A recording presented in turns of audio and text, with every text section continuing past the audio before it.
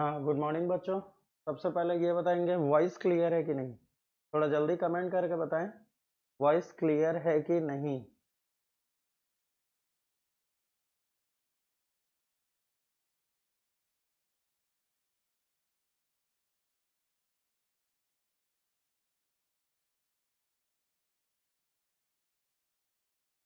Basic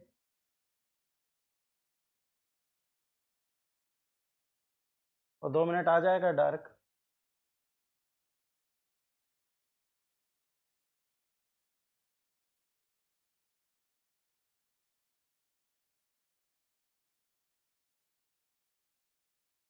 हाँ, तो अब लिखेंगे basic format of the function. Basic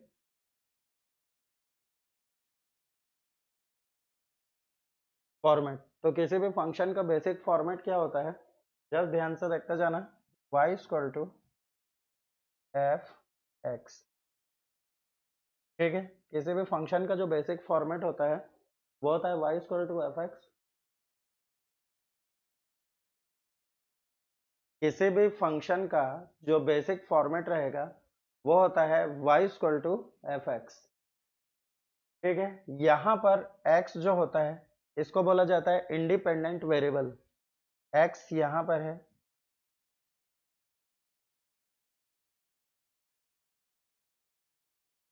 independent variable.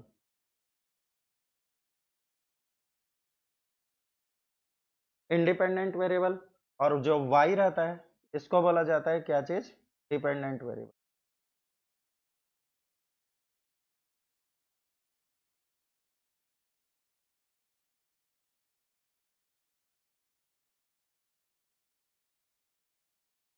ठीक है, तो x जो है वो क्या है, इंडिपेंडेंट वेरिएबल, और y ये क्या है, डिपेंडेंट वेरिएबल। तो यहाँ पर क्या रहेगा, x के डिफरेंट डिफरेंट वैल्यूज के ऊपर डिपेंड करती है y की वैल्यू। x की अपन अलग अलग वैल्यू रखते जाते हैं, उससे y की अलग अलग वैल्यू आते जाती है। तो इससे क्या मिलता है अपने को, कलेक्शन ऑफ पॉइंट्स मिलते हैं, और उन पॉइंट्स को जब पूरा का पूरा एक साथ मिला दिया जाता है तो इस फंक्शन का ग्राफ बन जाता है। ठीक है, जैसे ही मिला दिया जाता है तो इस फंक्शन का ग्राफ बन जाता है। कैसे, जैसे यहाँ पर ध्यान से देखते जाना, अपन एक ये लेते हैं। ठीक है, यहाँ पर जैसे मैं रखा x1। ठीक है, तो एक वैल्यू x1 के लिए, ठीक है, अपने पास एक वैल्यू आती है y1। तो ये जस्ट ऐसे करके एक पॉइंट हो गया। वैसे ही क्या करता हूँ, यहाँ पर एक वैल्यू रखा मैं ऐसे करके x2, तो उससे अपने को क्या मिल गया, यहाँ पर इसकी वैल्यू मिल गई y2। तो उस फंक्शन के इक्वेशन में अपन x के जगह x2 रखे तो अपने को यहाँ पर मिल जाता है y2। ठीक है, तो इससे अपने को एक पॉइंट मिल गया। अब वैसे ही एक अगला जाते हैं कि अपन एक और वैल्यू रखते हैं कितना, x3। तो यहाँ पर अपने को वैल्यू मिल गया कितना, y3। क्लियर है, तो ये जो तीनों पॉइंट्स अपने को मिले, तो यहाँ पर क्या हो जाएगा, पूरे पॉइंट्स को जब अपन ऐसे करके मिला देंगे तो अपने को ग्राफ मिलेगा किसका, function y equal to f x का। ठीक है, तो अपने को ग्राफ मिलता है function y equal to f x का। क्लियर है। ठीक, थोड़ा जल्दी जल्दी बच्चे जवाब देंगे कि ये क्लियर हुआ कि नहीं हुआ। राम रॉय, ऑडियो क्लियर है, सभी बच्चे अच्छे से ध्यान से देखें। ऑडियो क्लियर है, समझ में आया ये।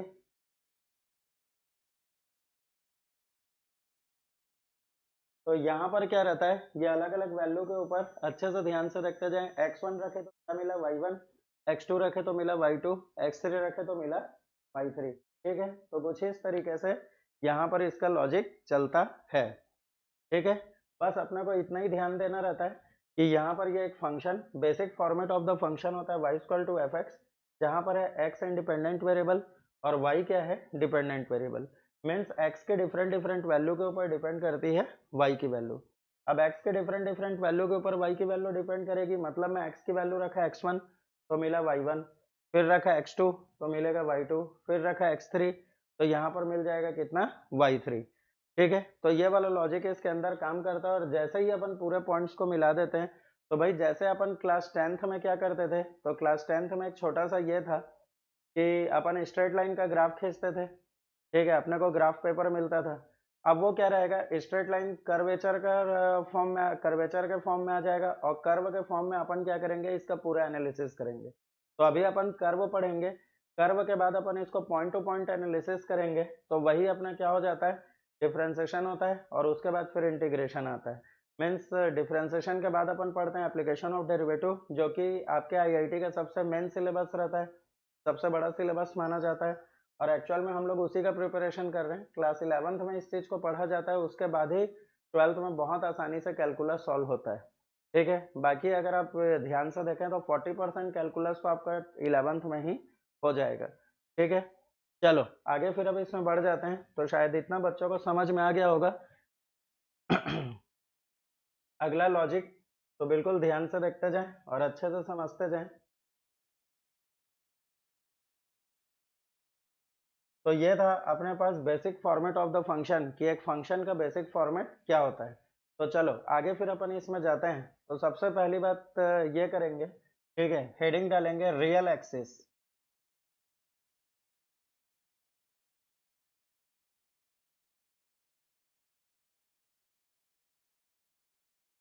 ठीक है, अगला हेडिंग डालें रियल एक्सिस। ठीक है, तो रियल एक्सिस, तो रियल एक्सिस अपने पास क्या रहता है, तो जैसे एक एग्जांपल के लिए, ठीक है, अपन बोलते हैं एक्स एक्सिस, अपन बोलते हैं एक्स एक्सिस, ये भी क्या है, रियल एक्सिस। वाई एक्सिस, ये भी क्या है, रियल एक्सिस। तो ये दोनों के दोनों क्या होते हैं अपने पास, रियल एक्सिस। दोनों के दोनों क्या होते हैं, रियल एक्सिस। तो ये दोनों को रियल एक्सिस बोला जाता है, ऐसा क्यों? ठीक है, इन दोनों को रियल एक्सिस बोला जाता है, तो ऐसा क्यों? तो इसलिए बोला जाता है रियल एक्सिस। ठीक है, सभी बच्चे ध्यान से देखें, यहाँ पर इसको रियल एक्सिस बोला जाता है। तो रियल एक्सिस ऐसा क्यों? बिकॉज यहाँ पर क्या रहेगा, एक्स एक्सिस, ये हो गया वाई एक्सिस। तो इस एक्स एक्सिस में जितने भी पॉइंट्स होते हैं, जितने भी पॉइंट्स, कोई भी पॉइंट्स कहीं पर भी आप ऐसा करके पॉइंट कर दो, वो पूरे के पूरे क्या होते हैं, यहाँ से यहाँ तक के अगर देखेंगे तो पूरे के पूरे क्या होते हैं, रियल नंबर्स। ठीक है, पूरे के पूरे क्या होते हैं, रियल नंबर्स। ठीक, मतलब जितने भी अगर अपन पॉइंट देखेंगे तो पूरे के पूरे आ जाते हैं अपने पास रियल नंबर्स। ठीक है, तो ये वाला लॉजिक इसके अंदर चलता है।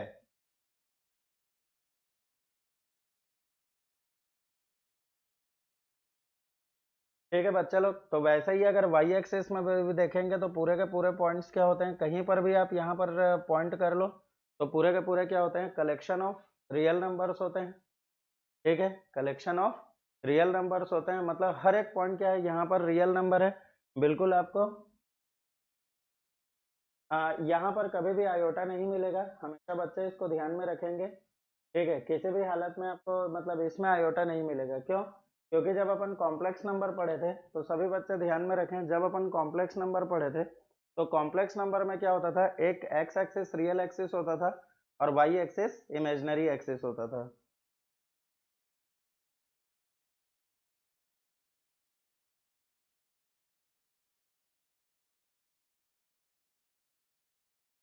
ठीक है, एक्स एक्सिस रियल एक्सिस होता था और वाई एक्सिस क्या होता था, इमेजिनरी एक्सिस होता था। इसीलिए आपको जो एक्स कोऑर्डिनेट रहता था वो मिलता था आपको रियल पार्ट, और वाई कोऑर्डिनेट जो रहता था वो मिलता था इमेजिनरी पार्ट। लेकिन यहाँ पर दिक्कत ये, ये जो एक्स एक्सिस है ये भी क्या चीज़ है अपने पास, रियल एक्सिस है, और जो वाई एक्सिस है ये भी क्या चीज़ है, रियल एक्सिस है। ये भी रियल एक्सिस है, तो यहाँ पर कोई भी इमेजिनरी एक्सिस नहीं रहेगा, बिकॉज एक्स एक्सिस भी क्या होता है, कलेक्शन ऑफ रियल नंबर्स होता है, और वाई एक्सिस भी क्या होता है, कलेक्शन ऑफ रियल नंबर्स होता है। तो यही वाला लॉजिक यहाँ पर चलेगा, और बस इस तरीके से इसको मेंटेन किया जाता है। ठीक है, तो रियल एक्सिस मतलब यहाँ पर एक छोटा सा ये लिख लेंगे बच्चे, इन टू डायमेंशनल कोऑर्डिनेट ज्योमेट्री, लिखते जाएंगे फटाफट, इन, ठीक है, टू डायमेंशनल कोऑर्डिनेट ज्योमेट्री, जिसको मैं शॉर्ट में लिखा हूँ 2D। ठीक, सभी बच्चे लिखते जाएं, in two dimensional coordinate geometry mean short में 2D। ठीक है, ऑल रियल लाइंस लिखते जाएंगे, ऑल लाइंस,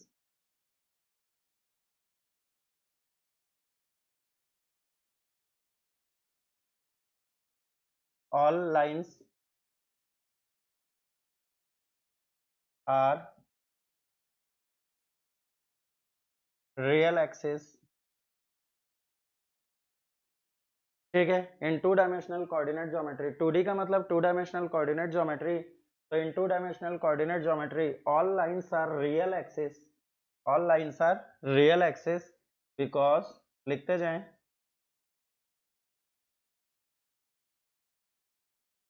ठीक है, ये कितना, बिकॉज यार,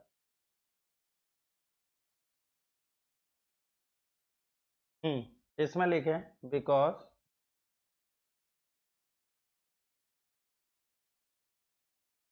ठीक है। यहाँ पर क्या हो जाएगा, बिकॉज है बच्चों ना, वो थोड़ा सा वहां पर गड़बड़ हो रहा है चलने में, तो बिकॉज ये क्या हो जाएगा यहाँ पर, ठीक है। ये क्या होता है, मतलब जितने भी लाइंस होते हैं वो लाइंस क्या होते हैं, कलेक्शन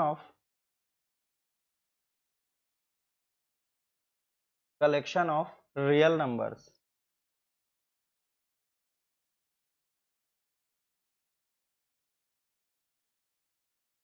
ठीक है। तो जितने भी अपने पास लाइन रहेंगे वो पूरे के पूरे क्या रहते हैं, कलेक्शन ऑफ रियल नंबर्स होते हैं। तो फिर से बोल रहा हूँ, in two dimensional coordinate geometry all lines are real axis, मतलब जितने भी लाइन बनेंगे वो पूरे के पूरे क्या बनेंगे, आपके रियल एक्सिस रहेंगे, ठीक है। ऑलवेज, बिकॉज ये क्यों ऐसा होता है, बिकॉज ये कलेक्शन ऑफ रियल नंबर्स होते हैं। जैसे अगर अपन कोई भी ऐसा करके स्ट्रेट लाइन ले लिए, ठीक है, जैसे एक्स एक्सिस वाई एक्सिस, तो यहाँ पर अपन अगर कोई भी लाइन बनाते हैं तो इसमें अपन जितने भी पॉइंट्स लेते जाएंगे, तो x की रियल वैल्यू लेंगे तो उससे y की रियल वैल्यू आएगी, वैसे ही यहाँ पर x की रियल वैल्यू लेंगे तो क्या हो जाएगा, y की रियल वैल्यू आएगी। तो इससे अलग अलग अपन रियल इनपुट लेते जाते हैं तो रियल आउटपुट आते जाता है, ठीक है। तो कोई भी अगर अपन लाइन लेते हैं तो पूरे के पूरे लाइंस क्या होते हैं, ऑलवेज आपके रियल लाइंस होते हैं, means collection of real number होता है, ठीक है। मतलब यहाँ पर पूरे के पूरे उसके इनपुट आउटपुट पूरे, मतलब जो इनपुट जो अपन वैल्यू डालेंगे वो भी रियल नंबर रहेगा और जो आउटपुट अपन निकालेंगे वो भी क्या रहेगा, रियल नंबर होगा। क्लियर है बच्चे लोग, चलो आगे फिर अब इसमें बढ़ जाते हैं। अगला ध्यान से देखते जाना, ये जो हल्का हल्का बीच में ब्लर कर रहा है, फोकस ले रहा है, वो अगली क्लास तक ठीक हो जाएगा, ठीक है, निश्चिंत रहेंगे। चलो आगे फिर अब इसमें बढ़ जाते हैं। तो समझ में आया क्या बच्चे लोग को, रियल एक्सेस। तो चलो अगला फिर अब इसमें हेडिंग डालेंगे और फटाफट इसमें लिखते जाएं। तो अगला जो लॉजिक रहेगा वो क्या चीज का रहेगा, लिखें इसमें सेट ऑफ रियल नंबर्स, ठीक, लिखते जाएंगे इसको, बहुत इंपॉर्टेंट चीज है और आजीवन आपके काम आने वाला चीज है। क्या, सेट ऑफ रियल नंबर्स,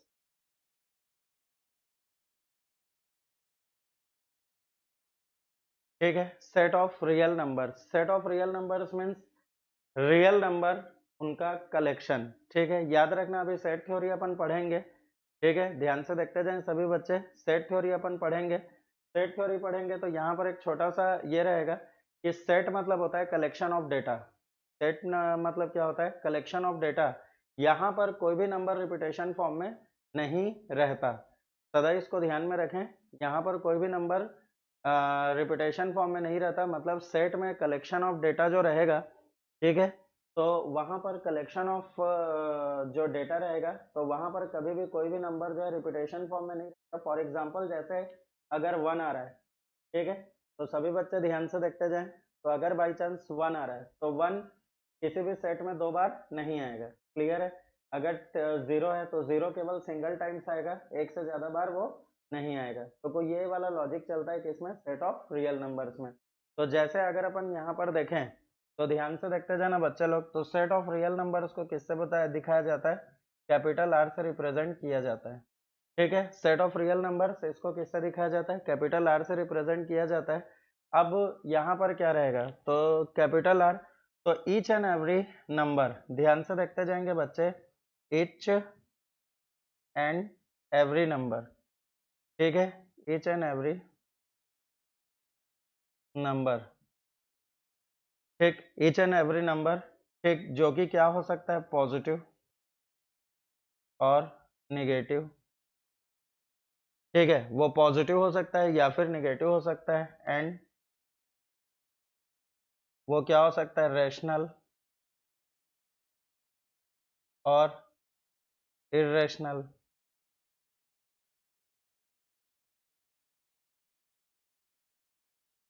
ठीक है।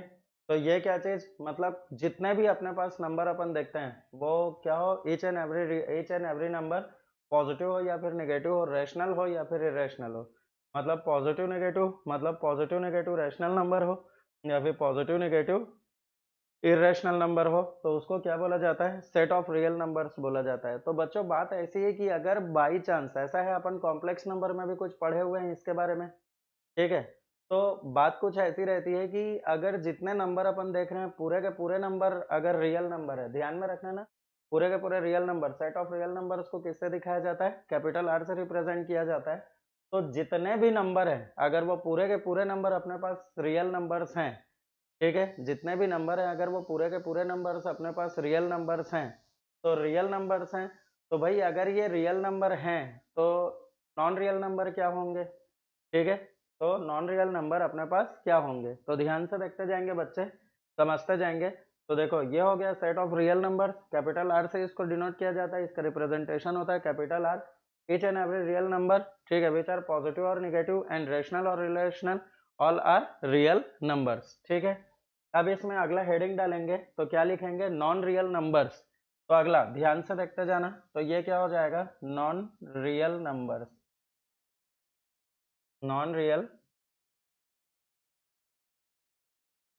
नंबर्स। तो नॉन रियल नंबर्स क्या क्या होते हैं, तो ध्यान में रखें बच्चे, तो नॉन रियल नंबर्स अपने पास दो होते हैं, पहला होता है इन्फिनेटिव,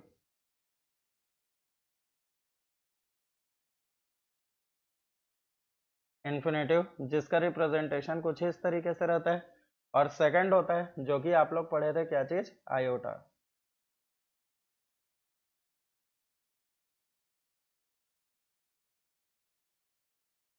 तो पहला होता है इन्फिनेटिव और सेकंड क्या होता है, आयोटा। तो ये क्या हो गया, आई, ठीक। तो ध्यान से देखते जाना, नॉन रियल नंबर, तो नॉन रियल नंबर तो फर्स्ट हो गया इन्फिनेटिव और सेकंड क्या हो गया, आयोटा। इन्फिनेटिव मतलब क्या होता है, तो जस्ट ध्यान से देखते जाना, सभी बच्चे इसको अच्छे से समझेंगे ना। इन्फिनेटिव, तो इन्फिनेटिव मतलब क्या होगा कि infinitive means any value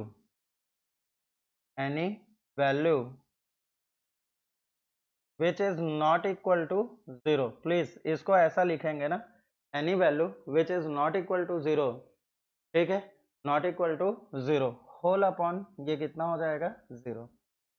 clear है, अगर हाँ ये जीरो होता है तो जीरो अपॉन जीरो का क्या लॉजिक होता है, तो ये भी आपको बिल्कुल बताया जाएगा, हर चीज आपके मैथमेटिक्स के कंडीशन में है, फंक्शन के कंडीशन में है।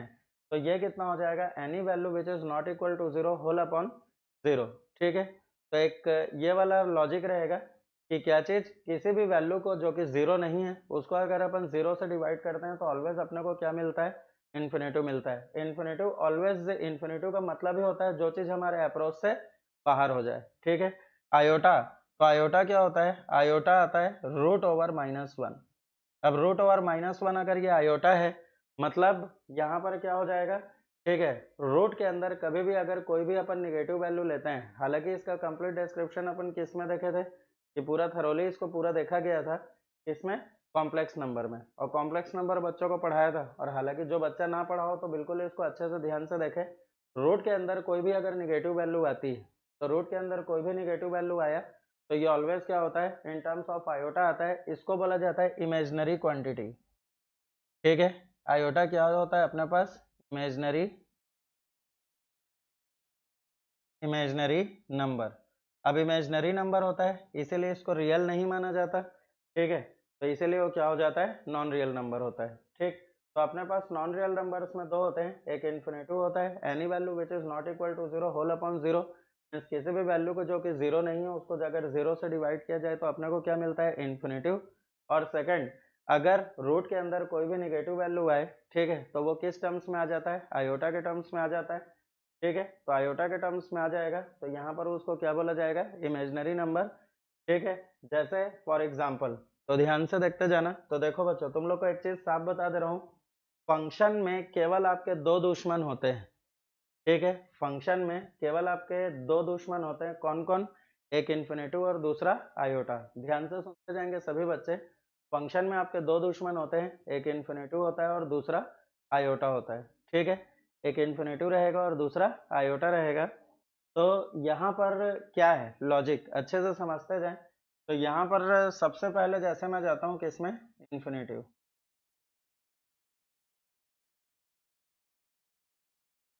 और केवल ये समझने का है, यही एक ऐसा चैप्टर है जिसमें कोई फॉर्मूलेज नहीं है, ठीक है, यही एक ऐसा चैप्टर है जिसमें कोई भी फॉर्मूला नहीं है। तो बिल्कुल अपने को केवल समझने का है, केवल समझना है तो सब चीज क्लियर हो जाता है। तो इन्फिनेटिव क्या होगा बच्चों, तो ध्यान से देखना, जैसे इन्फिनेटिव, ठीक है, तो इन्फिनेटिव तो अपन अभी लिखे थे इसको, क्या चीज, any value which is not equal to zero, और ये कितना, होल अपॉन जीरो, ठीक है, होल अपॉन जीरो।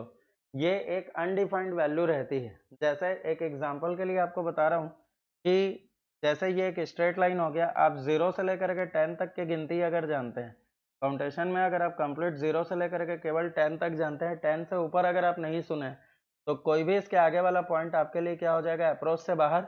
और जो चीज मैथमेटिक्स कैलकुलेशन में अप्रोच से बाहर हो जाए उसको बोला जाता है इन्फिनेटिव। फिर से सुनेंगे, जो भी मैथमेटिक्स कैलकुलेशन में अप्रोच से बाहर हो जाता है वो होता है इन्फिनेटिव। जैसे एक छोटा सा ये बता रहा हूँ कि एक छोटे से एक इसमें इंटरव्यू में, डिफेंस के इंटरव्यू में बच्चों से पूछा गया था कि आपके सिर में कितने बाल हैं, तो आपके सिर में कितने बाल हैं, तो जस्ट ध्यान से सुनते जाएंगे। इसमें जिस बच्चे से ये क्वेश्चन पूछा गया था वो मुस्कुरा दिया था, जिस बच्चे से क्वेश्चन पूछा गया था वो मुस्कुरा दिया था। अब मुस्कुराया तो उसको बड़े प्यार से विदा कर दिया गया था, ठीक है, कि भैया ठीक है, आप बाद में आइए, आपको बताया जाएगा क्या रिजल्ट है, ऐसा वैसा करके, ठीक है। इसका मतलब उसका कैरियर चौपट कर दिए, क्यों, क्योंकि वो मुस्कुरा दिया, ठीक है। उसको लगा कि अगला उससे मजाक कर रहा है, ठीक है, तो ये मजाक नहीं था, यहाँ पर एक सीधा सीधा ये था कि भाई आंसर कुछ इस तरीके से देना था कि सर आज तक तो कभी मैं गिन के देखा नहीं कि मेरे सिर में कितने बाल हैं, ठीक है, तो आप अभी पूछ रहे हैं तो मैं गिन लेता हूँ, 1 2 3 4 5 6 7 8 9 10 dash dash up to infinitive. और सर अगर यकीन नहीं होता तो प्लीज आप एक बार आप भी गिन के देख लीजिए, ठीक है। तो ये वाला लॉजिक इसके अंदर चलता है, ठीक। तो अप्रोच से बाहर ये क्या हो जाता है, अपने पास इन्फिनेटिव होता है। अब जैसे अगला मैं जाता हूँ किसमें, आयोटा। तो ध्यान से देखते जाएंगे, आयोटा। तो चलो आयोटा को डिफाइन करने के लिए मैं तुम लोग से एक ये पूछ रहा हूँ, देखो क्या रहता है, मैथमेटिक्स कैलकुलेशन में भी इवेंट होते हैं, ठीक है, और कैसे कैसे इवेंट होते हैं, दो प्रकार के, ठीक है, ध्यान से सुनते जाना। एक रियल इवेंट होता है और दूसरा इमेजिनरी इवेंट होता है। तो जैसे अगर अपन रियल इवेंट की बात करेंगे तो जो प्रॉपर पॉसिबल है उसको बोला जाता है रियल इवेंट, ठीक है। और जो पॉसिबल नहीं है, जैसे मैं बोला कि क्लास में 4 बच्चे उड़ते उड़ते आए थे, तो क्या तुम लोग मेरी बात का विश्वास करोगे, ठीक है। अगर मैं बोलूं कि क्लास में,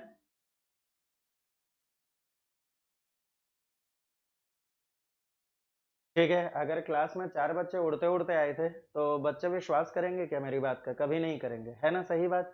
तो जस्ट ध्यान से सुनते जाना, तो आयोटा का लॉजिक क्या है, ठीक है। इवेंट आपका क्या होना चाहिए, मतलब कोई भी अगर अपन रियल नंबर यूज कर रहे हैं, कोई भी रियल वैल्यू अगर अपन यूज कर रहे हैं, 4 बच्चे बोला, ठीक है, तो 4 स्टूडेंट है जो कि उड़ते उड़ते आए थे, तो रियल वैल्यू ऑलवेज एक इसके लिए अप्लाई होगा, ठीक है। तो ध्यान से देखेंगे, ये हमेशा एक रियल इवेंट के लिए अप्लाई होता है, ये हमेशा क्या हो जाता है, रियल इवेंट के लिए अप्लाई होता है। ध्यान से देखते जाएंगे, जैसे मैं एक छोटा सा ये लेता हूँ कि जैसे मैं 2 लिया और एक -2 लिया, तो 2 का स्क्वायर करूंगा, -2 का स्क्वायर करूंगा, तो दोनों की ही वैल्यू कितनी आएगी, 4 आएगी। तो अगर मैं 2 लेता हूँ तो 2 का स्क्वायर भी 4 आएगा, और -2 लेता हूँ तो -2 का स्क्वायर भी क्या होगा, 4 आएगा। अब जो बता रहा हूँ ध्यान से देखते जाना, एक क्वांटिटी का अपन स्क्वायर करते हैं, ठीक है, अपन एक क्वांटिटी का स्क्वायर करते हैं, ठीक। तो स्क्वायर करते हैं तो एक नंबर है उसका स्क्वायर किए, ठीक है, तो आ गया स्क्वायर की वैल्यू, वापस इसका रूट लेते हैं तो क्या हो जाता है, वो नंबर वापस आ जाता है, मतलब स्क्वायर रूट में वापस वो नंबर आ जाता है, सही बात है। जस्ट ऑपोजिट प्रोसेस है, तो स्क्वायर रूट लेते हैं तो वापस वो नंबर आ जाता है, ठीक। मतलब एक क्वांटिटी का अपन स्क्वायर किए, ध्यान से देखते जाना, तो स्क्वायर किए तो जो भी वैल्यू आई उस क्वांटिटी का रूट लेंगे तो वापस वो वैल्यू आ जाती है। मतलब कैसे, कि एक वैल्यू है x, इसका अपन स्क्वायर किए तो क्या हो गया, एक्स स्क्वायर, अब इसका रूट लेंगे तो वापस ये कितना आ जाएगा, x आ जाएगा, ठीक है। फिर से बोल रहा हूँ, एक नंबर x, इसका अगर अपन स्क्वायर करते हैं तो कितना हो जाएगा, एक्स स्क्वायर, और वापस इसका रूट लेते हैं तो कितना हो जाएगा, ये x आ जाएगा, लेकिन आता कितना है, +- x आता है। तो एक चीज बताना, मतलब ये बात क्लियर है कि अगर अपन किसी भी नंबर का, ठीक है, किसी भी नंबर है, एक नंबर है, अगर अपन इसका स्क्वायर करते हैं, ठीक है, अगर अपन इसका स्क्वायर करते हैं तो स्क्वायर करेंगे तो ये नंबर पॉजिटिव भी हो सकता है और क्या हो सकता है, नेगेटिव भी हो सकता है। तो अगर एक नंबर का अपन स्क्वायर करते हैं तो ऑलवेज वो क्या आएगा, एक पॉजिटिव वैल्यू आएगी, पॉजिटिव वैल्यू आएगी, क्योंकि किसी भी क्वांटिटी का स्क्वायर ऑलवेज क्या होता है, पॉजिटिव होता है। तो ये क्या हो जाएगा, पॉजिटिव वैल्यू आएगा, ठीक है, ये एक्स स्क्वायर क्या रहेगा, पॉजिटिव रहेगा। तो एक चीज बताना, ठीक है, जब अगर आप पॉजिटिव वैल्यू का स्क्वायर करो या निगेटिव वैल्यू का स्क्वायर करो तो ऑलवेज ये क्या आता है, एक्स स्क्वायर आता है। ये एक रियल इवेंट है, ये क्या है, एक रियल इवेंट है। तो जैसे ही अपन इसका स्क्वायर करते हैं और एक्स स्क्वायर आता है, ठीक है, मतलब एक पॉजिटिव वैल्यू अपने पास आती है, तो जब अपन रूट निकालेंगे, ठीक है, तो जो रूट निकालेंगे, तो रूट निकालेंगे तो सीधी सी बात है, ये किसी ना किसी का स्क्वायर ऑफ एनी वैल्यू होगा, ठीक है, स्क्वायर ऑफ एनी वैल्यू। अगर आप किसी का रूट निकाल रहे हो तो रूट निकाल रहे हो मतलब वो किसी ना किसी का क्या है, स्क्वायर है। तो जब ये किसी ना किसी का स्क्वायर है तो ये तो ऑलवेज पॉजिटिव होना चाहिए, तो जस्ट इसका पॉजिटिव होना जरूरी होता है, ठीक है। और अगर बाई चांस ये पॉजिटिव नहीं है, ध्यान से सुनते जाएं बच्चे, अगर ये पॉजिटिव नहीं है इसका मतलब ये क्वांटिटी किसी का स्क्वायर नहीं है कि नहीं। अच्छे से ध्यान से समझें इसको, कि अगर बाई चांस अपन किसी क्वांटिटी का स्क्वायर रूट निकाल रहे हैं मतलब वो, ठीक है, किसी ना किसी क्वांटिटी का स्क्वायर है। जब ये किसी नंबर का स्क्वायर है तो सीधी सी बात है क्या होगा, रियल वैल्यू होगा, मतलब ये क्या होगा, प्योर पॉजिटिव वैल्यू होगा, रियल में पॉजिटिव वैल्यू होगा, ठीक है। तो एक चीज बताओ, अगर आप रूट के अंदर निगेटिव डालते हो तो आपको कैसे पता चला कि किसी क्वांटिटी का स्क्वायर जो है कहीं पे आता है क्या, कि किसी क्वांटिटी का स्क्वायर जो है अपने पास नेगेटिव वैल्यू आ जाए। तो ये चीज तो पॉसिबल नहीं है। तो इस केस में क्या होता है, अगर बाई चांस आप स्क्वायर रूट निकाल रहे हो मतलब वो किसी ना किसी का स्क्वायर है तो ऑलवेज क्या होगा, पॉजिटिव। और यही इवेंट क्या होता है अपने पास, रियल इवेंट होता है। और इस केस में रियल वैल्यू चलते रहता है। लेकिन इसी का ऑपोजिट कि अगर आप ऐसा कुछ कर दो, ठीक है, ध्यान से देखते जाएंगे बच्चे, कि इसी का ऑपोजिट कि अगर आप कुछ ऐसा यहाँ पर कांड कर दिए, कैसा कांड, तो ध्यान से देखते जाना, कि रूट के अंदर अगर अपन ले लेते हैं क्या चीज, निगेटिव वैल्यू। तो रूट के अंदर अगर अपन निगेटिव वैल्यू ले लेते हैं तो ये पूर्ण रूप से क्या हो गया, कोई भी निगेटिव वैल्यू ले लिए तो ये निगेटिव वैल्यू किसी का स्क्वायर नहीं हो सकता, इसीलिए ये रियल इवेंट नहीं होता। ध्यान से देखते जाना, ये रियल इवेंट में नहीं आता। और जब ये रियल इवेंट में नहीं आता तो देयरफॉर ये जो नंबर रहता है, ठीक है, ये रियल इवेंट में नहीं आएगा। और रियल इवेंट में नहीं आएगा तो ये रियल नंबर भी, ये नंबर जो है ये रियल नंबर नहीं होगा। क्लियर है। तो देयरफॉर इसको क्या बोला जाता है, इमेजिनरी।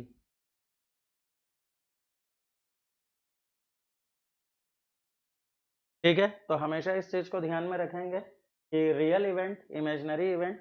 तो ये रियल नंबर तभी है जब तक ये रियल इवेंट में रहेगा, ठीक है, तब तक ये क्या रहेगा, रियल इवेंट। मतलब जो चीज अपने बेसिक पूरे कैलकुलेशन में पॉसिबल है तब तक तो ये हर चीज मेंटेन करेगा और ये रियल इवेंट कहलाएगा, तब ये रियल नंबर का ऑपरेशन को अंजाम देगा। और अगर बाई चांस ये रियल इवेंट नहीं है तो रियल नंबर फिर आने से इसमें मतलब कोई चारा नहीं है, ठीक है, ये ऑलवेज क्या रहेगा, या तो मतलब ये इन्फिनेटिव हो सकता है या फिर ये क्या हो सकता है, आयोटा, ठीक है। तो उस केस में इसको बोला जाता है नॉन रियल नंबर्स। ठीक है बच्चे लोग, तो कुछ इस तरीके का लॉजिक इसके अंदर रहता है। तो अपने पास क्या हुआ, नॉन रियल नंबर्स केवल दो हुए, कौन कौन से, एक इन्फिनेटिव हुआ और दूसरा क्या हुआ, आयोटा हुआ। तो बस इसको अपन थोड़ा सा मेंटेन करके चलेंगे। ठीक, चलो आगे फिर अब इसमें अपन बढ़ जाते हैं, ध्यान से देखते जाना। तो अभी अपन देखें क्या चीज, सेट ऑफ रियल नंबर्स, ठीक है, और उसके बाद फिर अपन गए non real numbers. Non real numbers में अपन देखे कि एक क्या था, इन्फिनेटिव, और दूसरा क्या था, आयोटा। ठीक है, तो केवल दो ही नॉन रियल नंबर्स होते हैं अपने पास, एक इन्फिनेटिव होता है और दूसरा आयोटा होता है। आगे फिर अब इसमें ध्यान से देखते जाना और बिल्कुल अच्छे से समझते जाना। तो क्या रहता है, एक फंक्शन, ठीक है, कोई भी एक फंक्शन है तो उस फंक्शन के डिफाइन होने के लिए कंडीशन क्या होता है, ठीक है। तो चलो भाई इसमें लिखते जाएंगे, तो ये क्या, कंडीशन फॉर,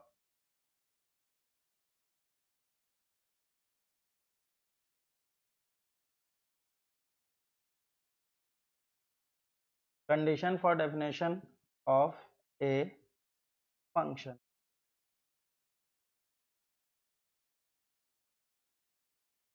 ठीक है, condition for definition of a function. ठीक है, एक फंक्शन के डिफाइन होने के लिए कंडीशन क्या होगा। ठीक है, ये बिल्कुल एकदम छोटी छोटी बातें हैं और जिसको बहुत ज़्यादा मेंटेन करके चलना पड़ता है और बिल्कुल बच्चों को ध्यान से देखना पड़ेगा। ठीक है, तो जस्ट अपन बेसिक में अपन पूरा जितना अपने को करना है तो अच्छे से ध्यान से देखते जाएंगे।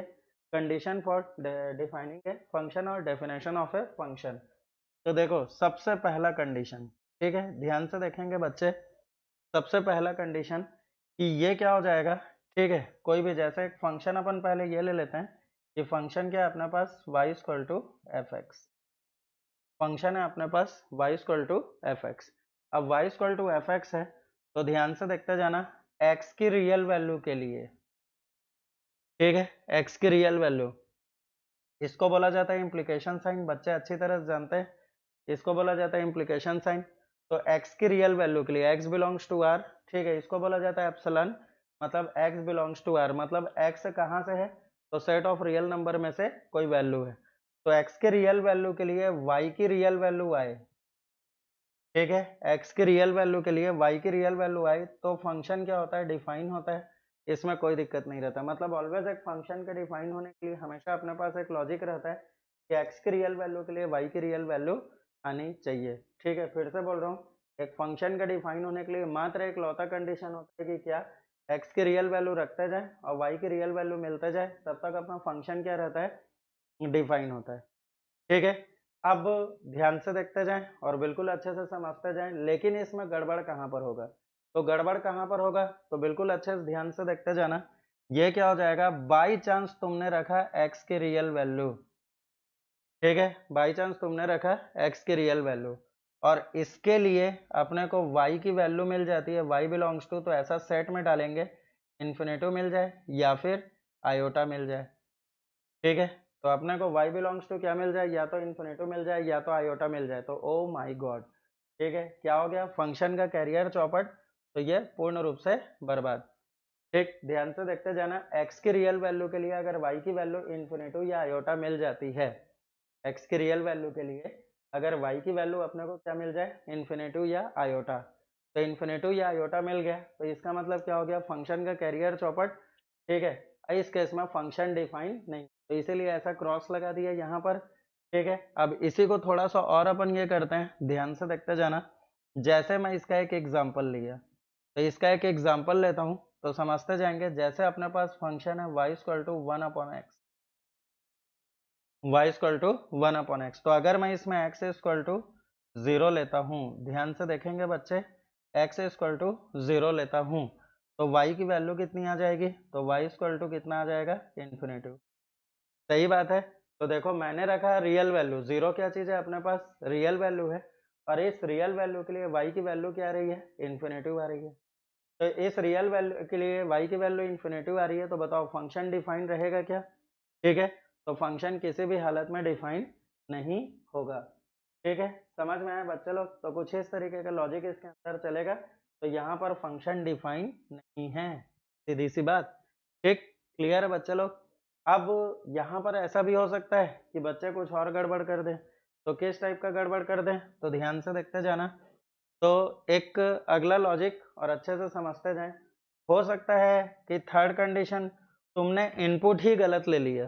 ठीक है, ध्यान से देखते जाना, तुमने इनपुट ही गलत ले लिया मतलब x को क्या ले लिया तो x की वैल्यू ले ली तुमने इन्फिनेटिव या आयोटा।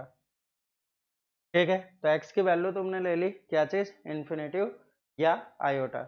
अब x की वैल्यू अगर बच्चे ले लेते हैं इन्फिनेटिव या आयोटा, तो यहाँ पर बताना x की वैल्यू अगर इन्फिनेटिव या आयोटा है देन ये तो पूरा मामला गड़बड़ हो गया ना भाई। ठीक है, ये तो पूरा मामला गड़बड़ हो गया। कैसे गड़बड़ हो गया, ठीक है भाई इनपुट ही गलत है तो आउटपुट से क्या उम्मीद रखोगे बताओ। ठीक है, अगर इनपुट ही गलत है तो आउटपुट से क्या उम्मीद रखोगे, क्लियर है।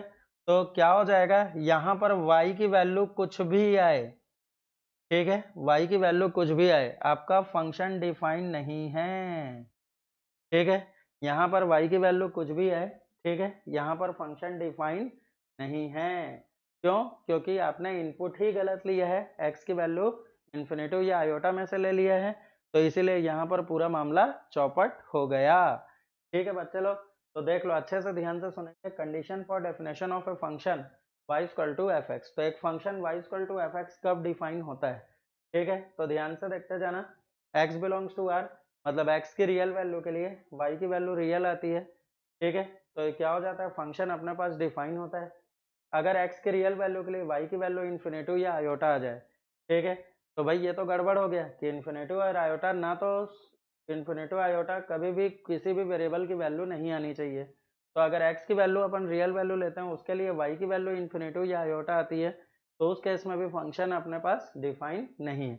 एक एग्जांपल बताया, y equal to 1/x, x 0 तो y इन्फिनेटिव, तो इस केस में फंक्शन का कैरियर चौपट। लेकिन अगर अपन आगे बढ़े तो भाई ऐसा भी केस हो सकता है कि आपने इनपुट ही गलत ली है, आपने x की वैल्यू इन्फिनेटिव आयोटा तो यही गलत ले ली है। अब जैसे ही इसको गलत लिया है तो फिर क्या मतलब बताओ, ध्यान से देखते जाना, ठीक है, तो फिर क्या मतलब, x की वैल्यू इन्फिनेटिव आयोटा, y की वैल्यू रियल आए इमेजिनरी है कुछ भी है, जब इनपुट ही गलत है तो पॉसिबल ही नहीं है कि अब आपका फंक्शन डिफाइन हो। समझ में आया बच्चे लोग? तो कुछ इस तरीके का लॉजिक इसके अंदर चलता है। तो ये होता है condition for definition of a function. Clear है बच्चे लोग? अब अगला ध्यान से देखते जाना। अब अपन जाते हैं डोमेन एंड रेंज, ठीक है, तो एक अगला डेफिनेशन देखेंगे, डोमेन एंड रेंज।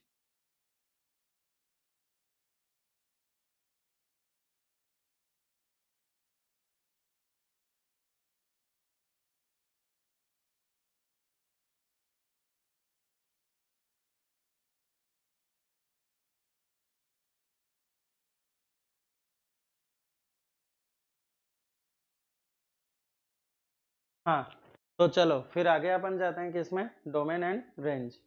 तो डोमेन एंड रेंज में जाते हैं, तो चलो अगला फिर अब इसमें लॉजिक लगाते जाएं, क्या क्या कैसा कैसा होता है देखते जाएं।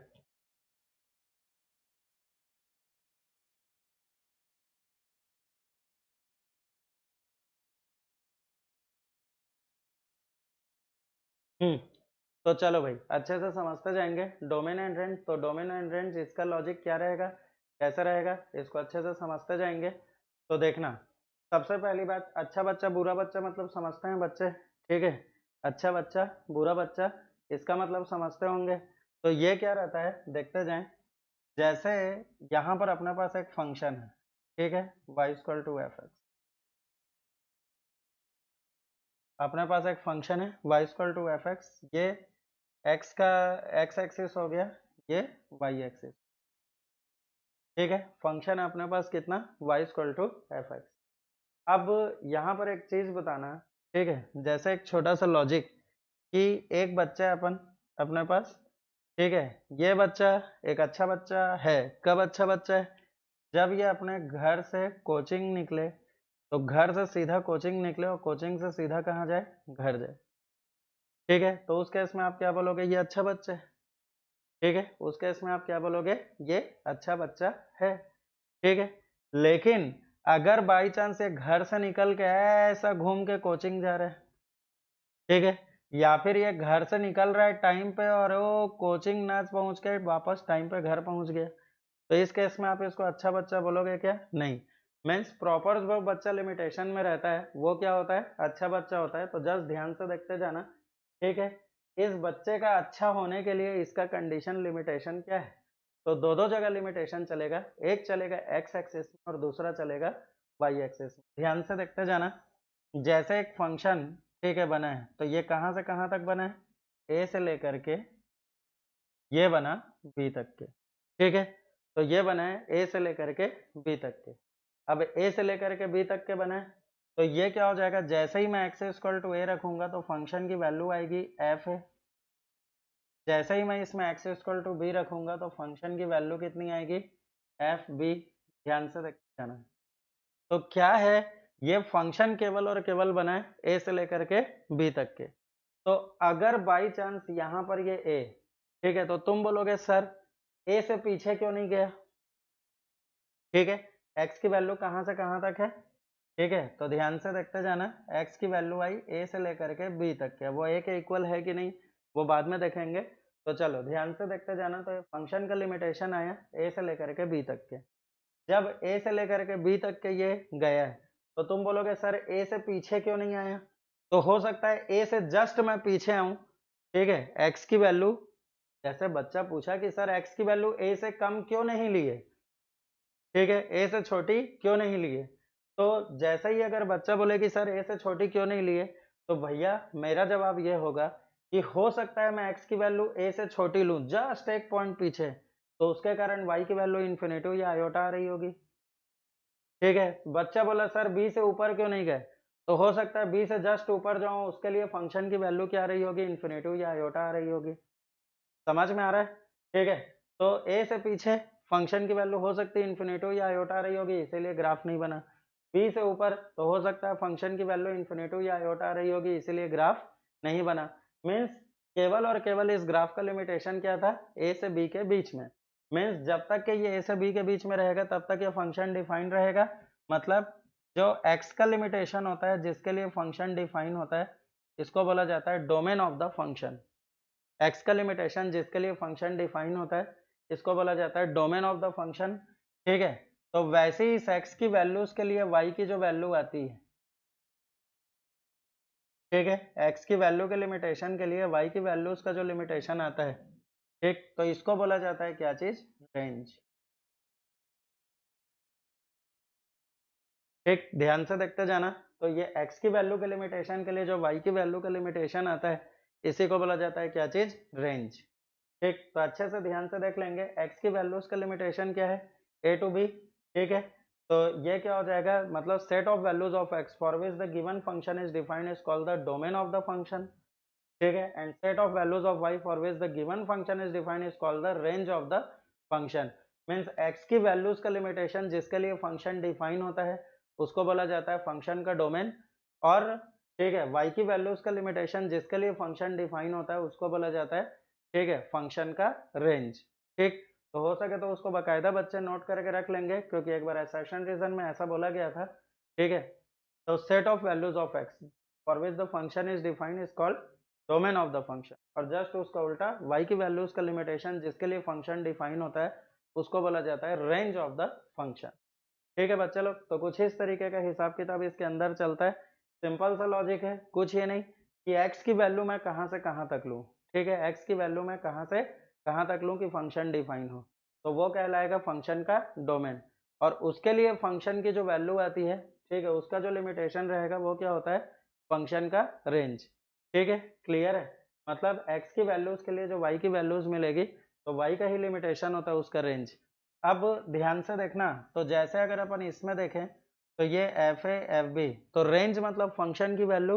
तो बच्चों अगर रेंज निकालना अपन सीख गए, तो इसकी खास बात ये रहती है कि इसी से अपन फंक्शन का मिनिमम वैल्यू और मैक्सिमम वैल्यू भी निकाल सकते हैं, है ना। फिजिक्स में थोड़ा बहुत हो सकता है यूज किए होंगे बच्चे, या फिर आगे चल के यूज करेंगे, ठीक है। आगे जो चैप्टर्स आएंगे आपके मैथमेटिक्स में, आप मैक्सिमम वैल्यू मिनिमम वैल्यू आप यूज करोगे।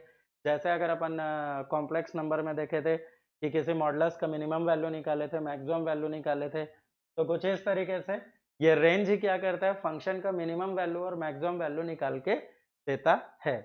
ठीक है, तो चलो आगे फिर अभी इसमें बढ़ते हैं। तो आई थिंक बच्चों को समझ में आ गया होगा कि डोमेन क्या होता है और रेंज क्या होता है। ध्यान से सुनेंगे बच्चे, शायद तक बच्चे ये चीज समझ गए होंगे कि डोमेन क्या होता है, रेंज क्या होता है। तो सबसे पहले बच्चों अपन क्या करते हैं, यहाँ पर जो पूरा जो पढ़ाई किया जाता है इसमें फंक्शन में, तो केवल एक ही चीज इसमें देखा जाता है, यहाँ पर केवल एक ही चीज देखा जाता है कि यहाँ पर इसका जो डोमेन, रेंज, इसके लॉजिक्स, ठीक है, तो इतने में अपन बने हुए रहते हैं और उसको बहुत ध्यान से देखना रहता है। ठीक है, तो देखो सबसे पहले जो अपना टारगेट रहेगा कि अपन जो इसको पढ़ेंगे तो किस तरीके से पढ़ेंगे, ध्यान से देखते जाएंगे बच्चे।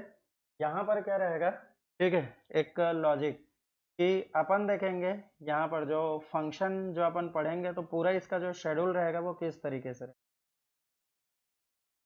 फंक्शन। ठीक है, तो पहले अपन जो भी बेसिक देखेंगे, सबसे पहले इसमें आएगा अपन डोमेन,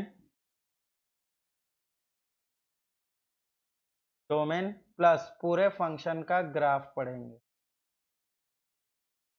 ठीक है, अब जो पूरे फंक्शन का अपन ग्राफ पढ़ेंगे उसमें 9 टाइप्स आएंगे।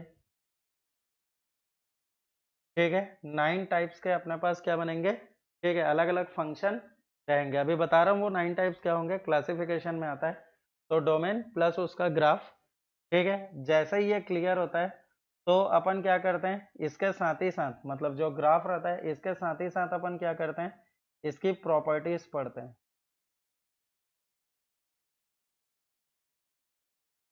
ठीक है। और मैक्सिमम क्वेश्चन इसी से बनते हैं। जैसे ही पूरी प्रॉपर्टीज हो जाती है तब अपन जाते हैं कि इसमें रेंज, और उसके बाद फिर अपन जाते हैं कि इसमें, ठीक है, कंपोजिट फंक्शन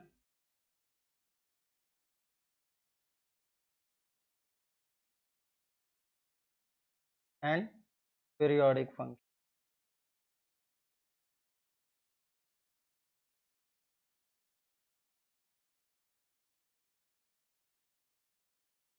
ठीक है। तो composite function and periodic function तो अच्छे से ध्यान से देख लेंगे। डोमेन प्लस इसका ग्राफ, 9 टाइप्स ऑफ फंक्शन अपन इसमें देखते हैं। टोटल कितने प्रकार के फंक्शन आते हैं, 9 टाइप्स आते हैं, और प्लस उसकी पूरी की प्रॉपर्टी देखते हैं। आगे फिर अपन इसमें देखते हैं इसका रेंज, रेंज के बाद अपन जाते हैं composite function and periodic function, clear है। और उसके बाद भी कुछ कुछ छोटा छोटा बचे रहता है, ठीक है। तो उतने में जाके फंक्शन आपका क्लियर होता है, ठीक है।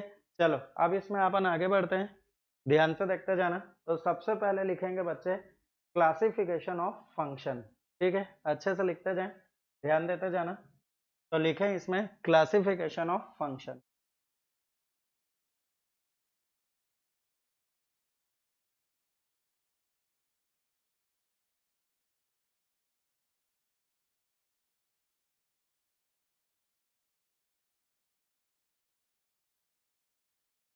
ठीक है, क्लासिफिकेशन ऑफ फंक्शन मतलब अपने को एक वर्गों में बांटा गया है। क्लासिफिकेशन मीन्स हिंदी में होता है वर्गीकरण, ठीक है।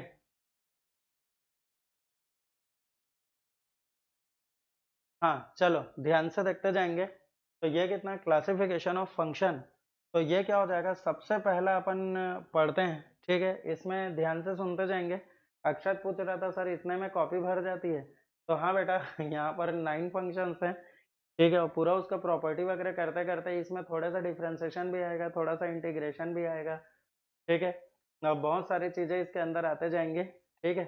तो बस थोड़ा सा आराम से देखते जाना। इसकी सेपरेट कॉपी रहेगी एक, मैं पहले ही बता दिया था। तो चलो भाई, तो सबसे पहला इसमें एक ये किया जाता है, बच्चे इसको लिखेंगे ऐसा, ILATE।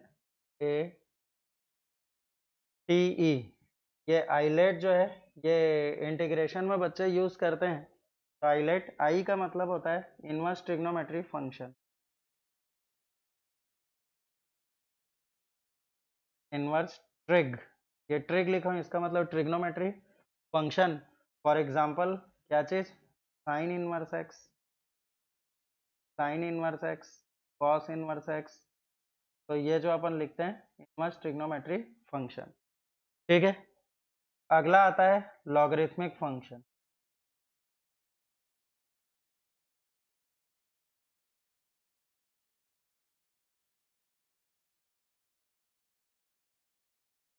लॉगरिथमिक फंक्शन, ठीक है, बहुत इंपॉर्टेंट फंक्शन होता है।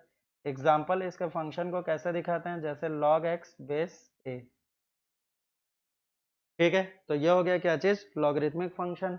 आगे फिर इसमें जाते हैं तो ए मतलब क्या होता है, एल्जेब्रिक फंक्शन।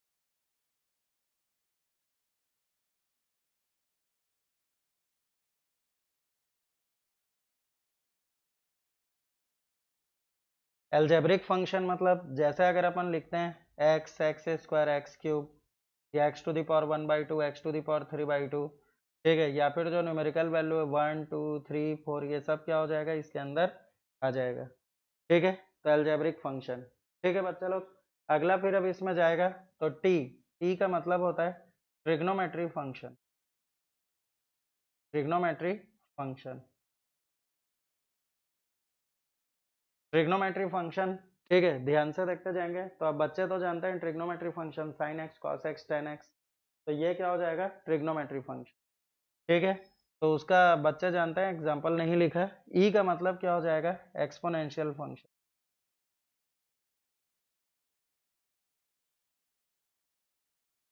एक्सपोनेंशियल फंक्शन,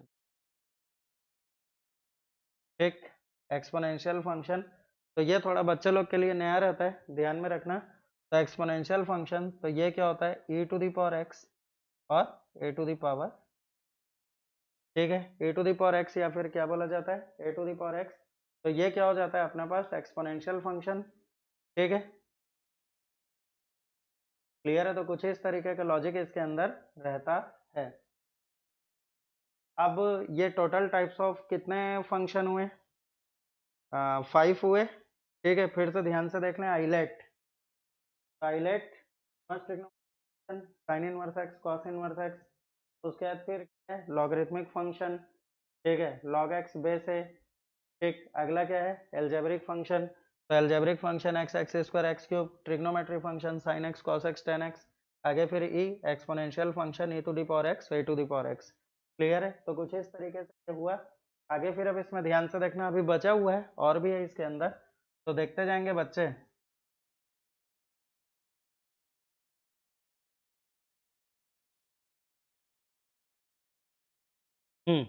तो चलो भाई ध्यान से देखते जाना। तो ये टोटल कितने हुए थे, 5 हुए थे। 5 के बाद लिखते जाएंगे बच्चे, सिक्स्थ, इसको बोला जाता है क्या चीज, मॉडुलस फंक्शन,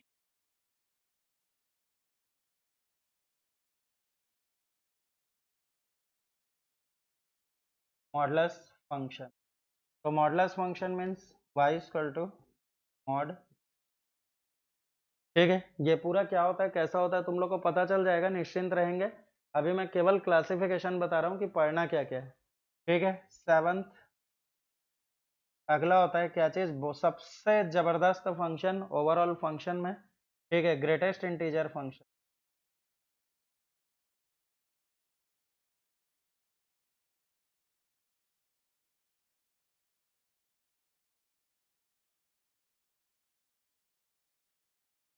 ठीक है। ग्रेटेस्ट इंटीजर फंक्शन, इसका बेसिक फॉर्मेट होता है y इक्वल टू, ये कितना, ग्रेटेस्ट इंटीजर x, याद रखना ये ऐसा रहेगा ना मॉडुलस फंक्शन, और ये क्या है, greatest integer function.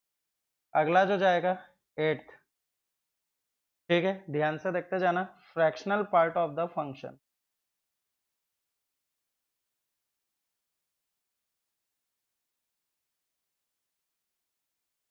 Fractional part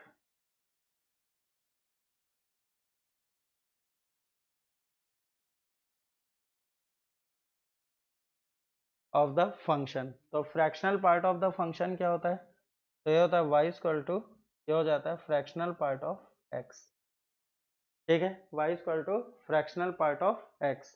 अब लास्ट इसमें आता है, ध्यान से देखेंगे, ठीक है। देख लें पहले modulus function y equal to mod x, greatest integer function y equal to greatest integer x, fractional part of the function y equal to, इसको बोला जाता है फ्रैक्शनल पार्ट ऑफ x।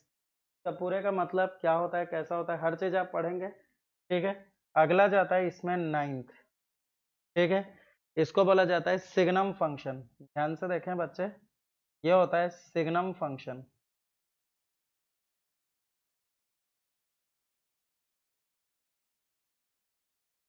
ठीक है। तो ध्यान से देखते जाना, ये क्या चीज है अपने पास, सिग्नम फंक्शन।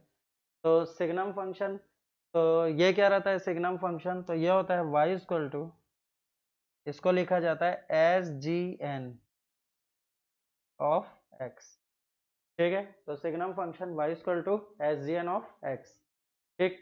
तो सबसे पहली बात तो एक चीज बता दूं, ये जो सिग्नम फंक्शन है इस सिलेबस में सबसे नया ऐड हुआ चीज है, ठीक है। 2011 में इसको क्लियर किया गया था कि आईटी के सिलेबस में ये है, मतलब सिलेबस में प्रॉपर लिख के आना चालू हुआ था, बाकी पहले अपन पढ़ाते थे, ऐसा नहीं पढ़ाते थे, ठीक है। तो चलो भाई, तो modulus function, greatest integer function, fractional part of the function, और आगे फिर नाइन्थ क्या है अपने पास, सिग्नम फंक्शन। तो ये टोटल कितने हैं, ठीक है, तो टोटल अपने पास 9 फंक्शंस हैं, ठीक है। तो ये वाला लॉजिक इसमें चलता है। अब इतने फंक्शन का एनालिसिस अपने को करना है, तब जाके अपना फंक्शन क्लियर होगा। समझ में आया बच्चों, ठीक है। तो अपन डोमेन के साथ पूरे ग्राफ मेंटेन करेंगे और उसके बाद फिर अपन आगे बढ़ेंगे, क्लियर है। तो चलो ध्यान से देखते जाना, मिटा रहा हूँ बच्चों, ठीक, अच्छे से देख लें, समझ लें, ठीक है। तो modulus function, greatest integer function, fractional part of the function, ठीक है, fractional part of the function, और उसके बाद फिर ये क्या हो जाएगा, ठीक है। तो सबसे लास्ट है सिग्नम फंक्शन, ठीक। चलो आगे फिर अब इसको देखें और अच्छे से समझें आगे क्या लॉजिक है। तो देखो सबसे पहले अपन जाएंगे किसमें, डोमेन। ठीक है, सबसे पहले अपने को क्या करना है, domain.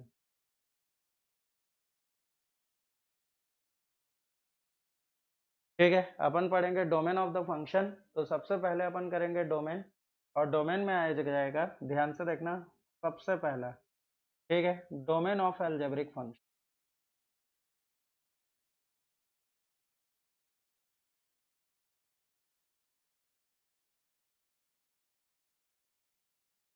Domain of algebraic function.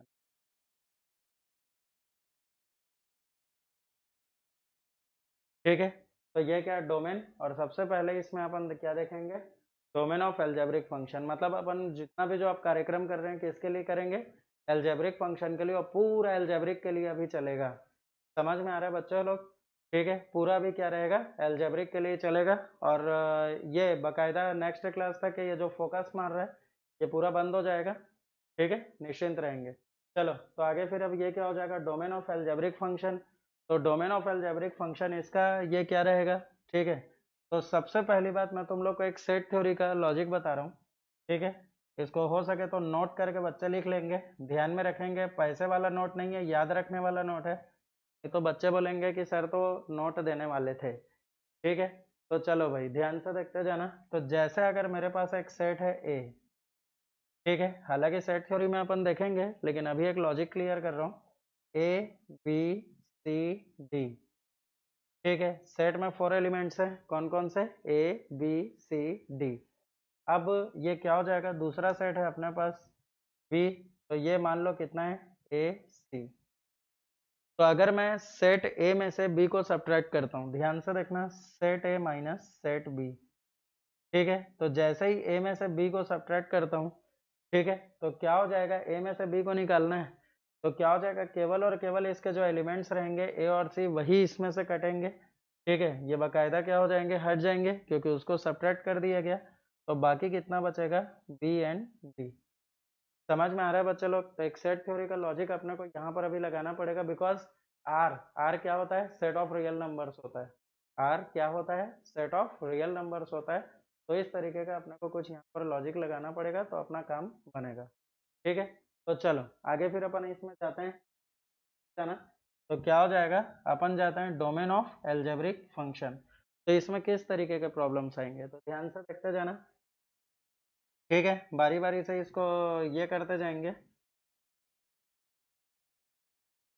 तो सबसे पहला क्वेश्चन, कि जैसे अपने को निकालने बोलता है कि अपने को निकालना है डोमेन। ठीक है, सभी बच्चे अच्छे से ध्यान से देखते जाए। तो अपने को निकालना है यहाँ पर डोमेन।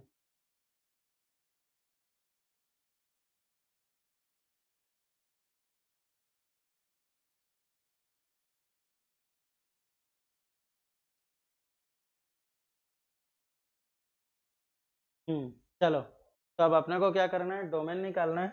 तो चलो भाई ध्यान से देखते जाएंगे। हाँ, तो अगला ये क्या हो जाएगा, जैसे डोमेन ऑफ अलजेब्रिक फंक्शन, तो सबसे पहला y इक्वल टू 1/x। ठीक है, y इक्वल टू 1/x। तो सभी बच्चे ध्यान से देखें, y इक्वल टू 1/x, तो इस फंक्शन के डिफाइन होने के लिए, ठीक है, इस फंक्शन के डिफाइन होने के लिए x में क्या कंडीशन लगाएं। ठीक है, तो क्या आ जाएगा, x का लिमिटेशन आ जाएगा, उसी को बोला जाता है डोमेन। पहले समझना जरूरी है, पहले समझना जरूरी है, इस चीज को थोड़ा ध्यान में रखेंगे। तो जैसे इस फंक्शन के डिफाइन होने के लिए, तो डिफाइन होने के लिए x का क्या कंडीशन लगाए, और वही कंडीशन होगा इस फंक्शन का डोमेन। तो वैसे ही इस फंक्शन के डिफाइन होने के लिए y में जो लिमिटेशन लगेगा वो क्या हो जाएगा, फंक्शन का रेंज। तो केवल अपने को लिमिटेशन की ये अच्छा बच्चा कब तक है। ठीक, तो मैं तुम लोग को साफ बताया था कि केवल तुम्हारे दो दुश्मन है, कौन कौन से, एक इन्फिनिटी और दूसरा आयोटा। बिल्कुल ध्यान में रखें बच्चे, आपके मात्र दो दुश्मन है, एक है इन्फिनिटी और दूसरा क्या है, आयोटा है। ठीक है, तो चलो ध्यान से देखना। तो क्या यहाँ पर आयोटा आ रहा है, आयोटा कब आएगा, जब आपके पास स्क्वायर रूट रहेगा तब आयोटा आएगा। तो यहाँ पर तो आयोटा आएगा नहीं। ठीक है, हाँ, लेकिन इन्फिनिटिव आ सकता है। तो इन्फिनिटिव कब आएगा, तो इन्फिनिटिव कब आएगा, जब डिनोमिनेटर 0 होगा। तो इस फंक्शन के डिफाइन होने के लिए अपने पास कंडीशन लगाना पड़ेगा कि x is not equal to 0। बाकायदा इसमें बच्चे लिख लेंगे, the given function is defined if x is not equal to 0। तो कोई भी अगर आपके पास फ्रैक्शनल फंक्शन आता है तो आपको उठा के डिनोमिनेटर नॉट इक्वल टू 0 लिखना ही है, आपकी इच्छा हो या ना हो। तो ये कितना हो जाएगा, तो ये x बिलोंग्स टू, इसका मतलब क्या हो गया, तो ये बोलता है भैया x की कोई भी वैल्यू लो, केवल 0 मत लो। तो x की कोई भी वैल्यू हो, केवल 0 मत लो।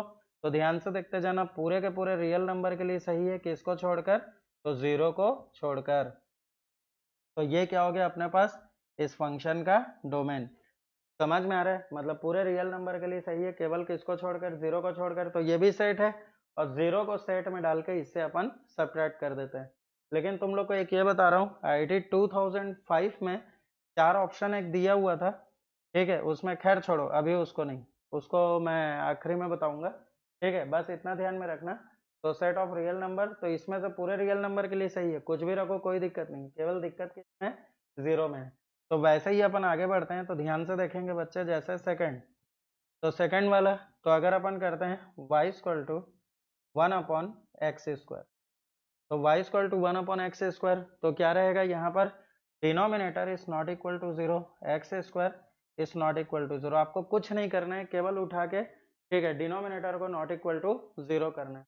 तो x square not equal to 0 मतलब क्या हो जाएगा, रूट भी लोगे तो 0 ना तो प्लस, न्यूट्रल नंबर होता है, पॉजिटिव नेगेटिव दोनों है या फिर दोनों नहीं है, जो समझ लो। तो x is not equal to 0, तो देयरफॉर कंडीशन फॉर डोमेन क्या आ गया, x belongs to condition for function, तो ये हो गया r माइनस 0। क्लियर है बच्चे लोग, तो कुछ इस तरीके से। वैसे ही अगर मैं फिर इसमें आगे बढ़ूं, तो ध्यान से देखते जाना, थर्ड, तो अगर मैं लेता हूँ इसमें कितना, y इक्वल टू 1 अपॉन, ठीक है, तो थर्ड इसमें गया, तो y equal to 1 upon x minus 2, ठीक है, तो कुछ नहीं रहेगा, सीधा सा कि पहले भी जो अपने पास कंडीशन था अभी भी वही कंडीशन रहेगा, x minus 2 not equal to 0, means ये कितना हो जाएगा, x is not equal to 2। इसका मतलब क्या बोल रहा है, तो ये बोल रहा है भैया x की पूरी कोई भी वैल्यू ले लो, केवल 2 मत लेना, ठीक है, केवल 2 मत लेना। तो ये कितना हो जाएगा, x बिलोंग्स टू पूरे r के लिए रियल वैल्यू के लिए सही है, किसको छोड़कर, तो ये क्या हो गया, 2 को छोड़कर। क्लियर है बच्चे लोग, तो कुछ इस तरीके से लॉजिक इसके अंदर जमा, ठीक, समझ में आया। तो ये क्या हो गया इसका डोमेन, ठीक, इतने में बच्चे बताएं किसी तरीके का कोई दिक्कत, जल्दी बोलेंगे, फास्ट।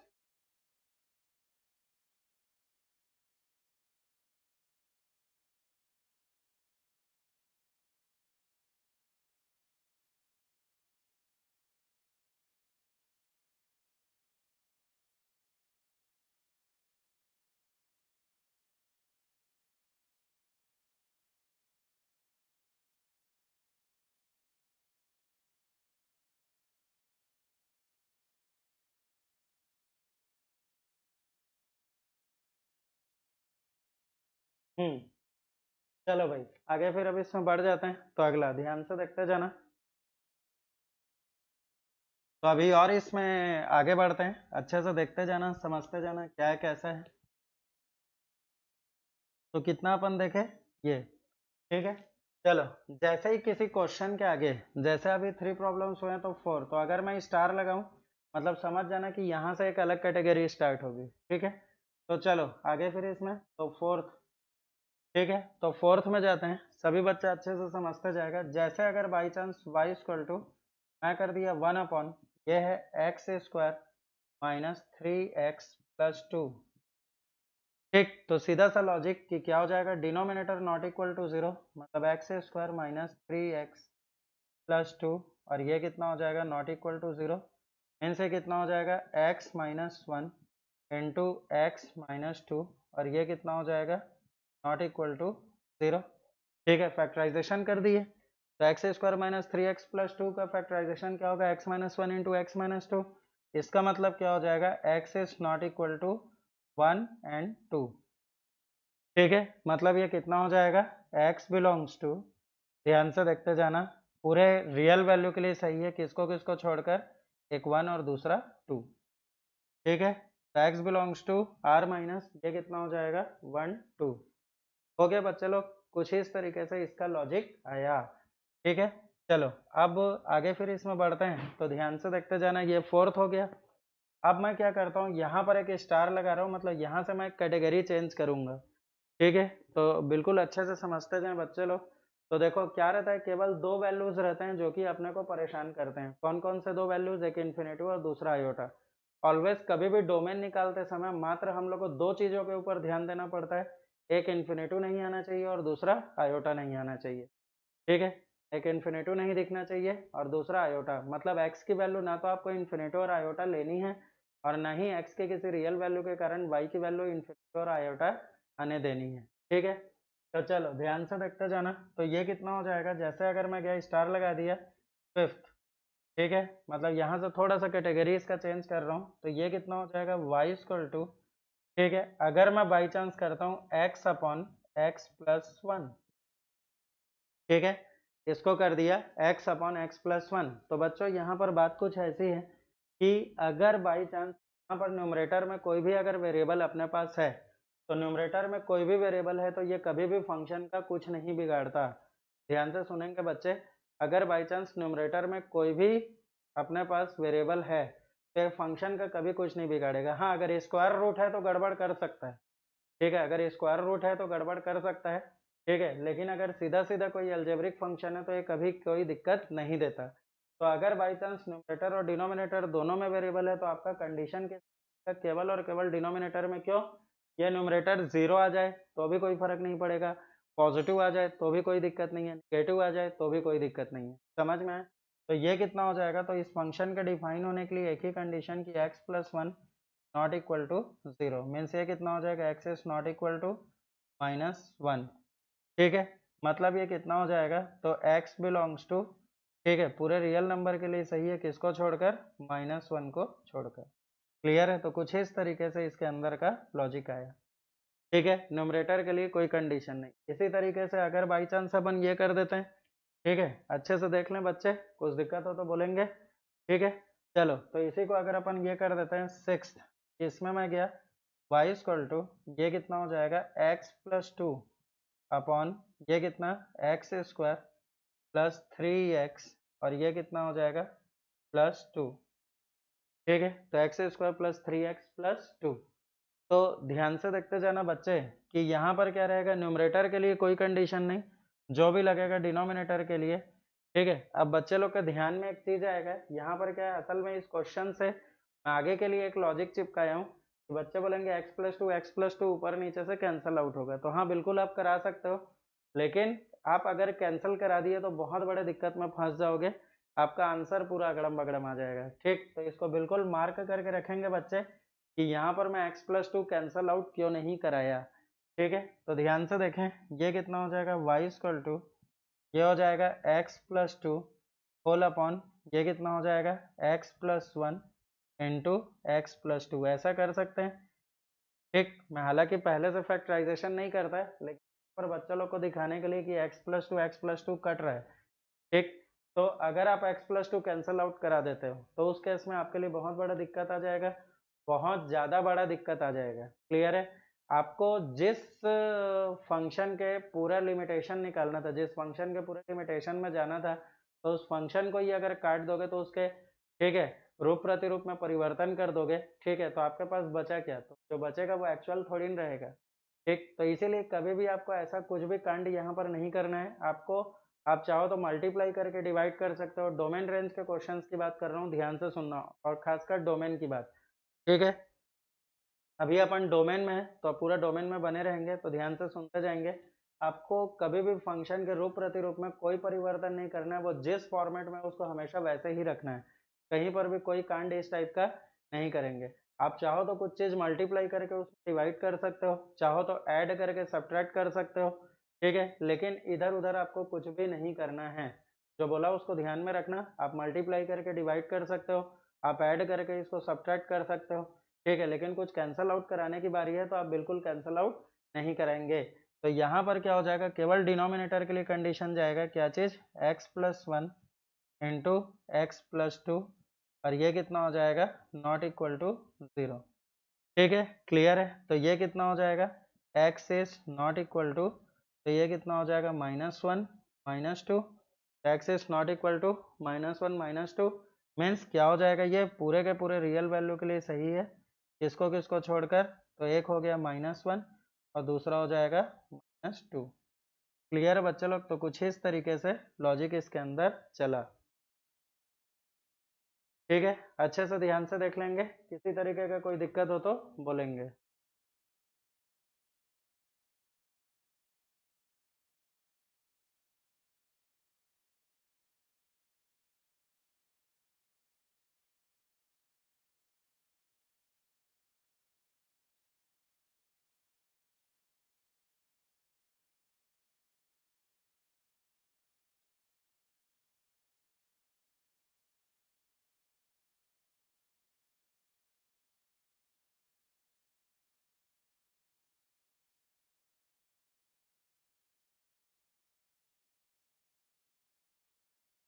हाँ, तो ध्यान से सुनेंगे सभी बच्चे। यहाँ पर क्या रहेगा, ये जो लॉजिक था, इसमें अगर अपन अगली क्लास में अभी और लॉजिक में आगे बढ़ेंगे, ठीक है, कि क्या रहता है कैसे रहता है, और इसके ग्राफ भी अपने को देखने पड़ेंगे। ठीक है, इसके ग्राफ भी अपने को बनाते चलने पड़ेंगे। तो बस छोटी छोटी बातें उसको थोड़ा ध्यान में रखें बच्चे, तो ऑटोमेटिक पूरे प्रॉब्लम्स आपके बहुत अच्छे से बन के सामने आएंगे, किसी तरीके का कोई दिक्कत नहीं जाएगा। ठीक है, हालांकि ये जो शुरुआत का अलजेब्रिक फंक्शन का लॉजिक है, तो ये मैं आपको ट्रिग्नोमेट्री इक्वेशन से पहले कुछ बताया था इसके बारे में।